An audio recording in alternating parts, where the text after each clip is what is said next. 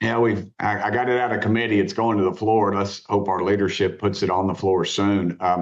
It's basically brought to me by attention to a guy named Sean Ryan, who who is a Navy SEAL, lives in Middle Tennessee, over near Nashville, I think in Franklin now. And he and another guy named Legend, who is an Afghan that fought on our side. He goes by Legend because he can't go by his real name because the hits he has out on his life. And so through these NGOs, non-government organizations, we have about 1,000 of them, it looks like. We've been, the Taliban has been scraping off the top about $40 million a week that we've found. I actually have a memo, a 5-page memo. It's not something just written out on a cocktail napkin that you always hear is leaked. You know, this is an official document. It was unclassified and everything, or declassified, I guess I should say. And it said we put close to 5 billion in their hands, 5 billion of your tax dollars.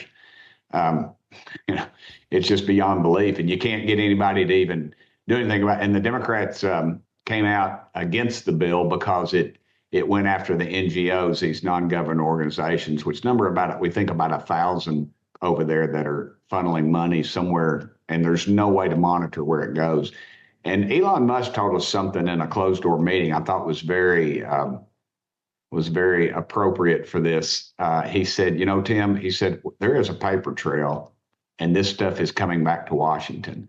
You remember Sam Bankman-Fried, the guy who was who got busted in the Oh yeah, it was crypto. running money from you know, it was a Ponzi scheme with cryptocurrency and all this stuff. He was funneling money back to politicians. Joe Biden's campaign got around 10 million, I think, and other people did. People in our party, I think our former speaker was involved in one of them as well.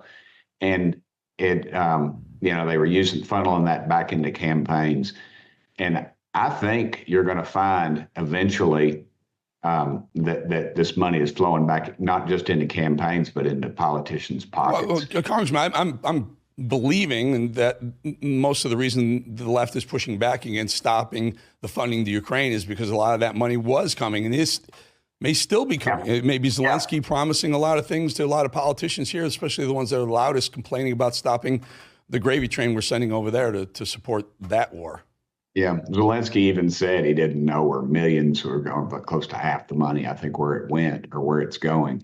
And to make that statement and that not to be at the pinnacle of every news station in the country or the world, to me is quite baffling. I think because the left has invested so much into the so-called traditional news that they own them and they know it. You know, this money, the money's just going out everywhere except into the, you know, back into the taxpayer's pocket. It's going into the politicians, the crooked leaders. We knew it was doing that all along. I mean, that's pretty much accepted, but the amounts that we're getting reports of are just beyond belief. And so, you know, you wonder why a bill like that can't get out. Couldn't get it out of committee last year. And this year, you know, we've mounted a pretty good offensive on it. And the chairman, he's a war veteran himself, got both his legs blown off and several fingers, and he's jumped on it